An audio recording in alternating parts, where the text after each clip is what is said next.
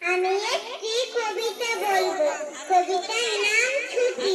লিখেছেন রবীন্দ্রনাথ ঠাকুর।